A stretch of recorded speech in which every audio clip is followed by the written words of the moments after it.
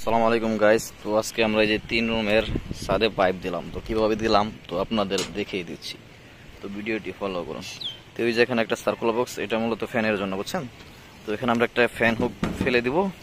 তো রাজমিস্ত্রি এখনো ফ্যান হুক বানানি হয় নাই, বানানি হলে এটা ফেলে দেবো এখানে। তো এই ফ্যানের লাইন থাকলো এখানে।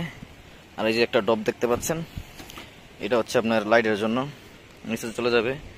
আর এখানে এই যে আরেকটা ডব, এটাও লাইটের জন্য নিচে চলে যাবে।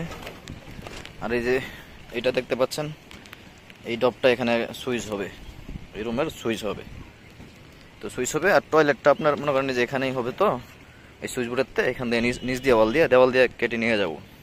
তারপরে এই যে এক রুম চলে গেল। আর এই যে একটা মেইন লাইন, এই রুমের এই মেইন লাইন ডাইরেক্ট চলে গেছে ডিবিতে। তো ওই সেম আর এক রুমে যে সার্কুলার বক্স, ফ্যান থাকবে এখানে। আর এটা হলো মেইন লাইনের পাইপ, চলে গেছে ডাইরেক্ট ডিবিতে। আর এখানে একটা ডব লাইটের জন্য, এখানে আর একটা ডপ লাইটের জন্য। আর এটা আপনার এই যে টয়লেটের জন্য চলে গেছে ওইটা। তো আমরা এই ডবেরতে নিচে এখানে সুইচ বোর্ড কেটে দিয়ে দেবো। তো এটা চলে গেল ওই যে মেইন লাইনে, চলে গেল ওই দিক দিয়ে সরাসরি এই যে ডিবিতে চলে গেল। এই যে আমাদের ডিবি এখানে হবে 3 রুমের, তো ওই জন্য পাইপ কম। তো ওই যে এই রুমের মেইন লাইন এটা চলে আসছে। ওই যে ফ্যান বক্স, সার্কুলার বক্স, তো এখানে ফ্যান হবে। ওই যে একটা লাইট পয়েন্ট, এখানে একটা লাইট পয়েন্ট। তো ওই লাইট পয়েন্টের থেকে এখানে নিচে সুইচ বোর্ড হয়ে যাবে।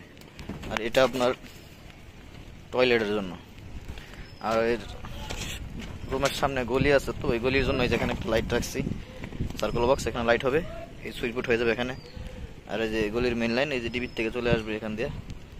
তো এই হলো আর কি গলির লাইন। তো গলির আপনার একটা লাইট এখানে দিয়েছি, আর একটা এই যে সার্কুলার বক্স এখানে। এই পুরো গলিতে 2টা সার্কুলার বক্স নাকি 2টা লাইট হবে। তো এই হলো আজকে আমাদের কাজ। বৃষ্টি চলে আসছে, মানে কালকে ছাদ ঢালাই, তার জন্য বৃষ্টিতে হালকা হালকা বৃষ্টি চলে আসছে, তো বৃষ্টিতে ভিজেই শেষ দিয়ে দিলাম। তো কেমন হলো ভিডিওটি কমেন্ট করে জানাবেন।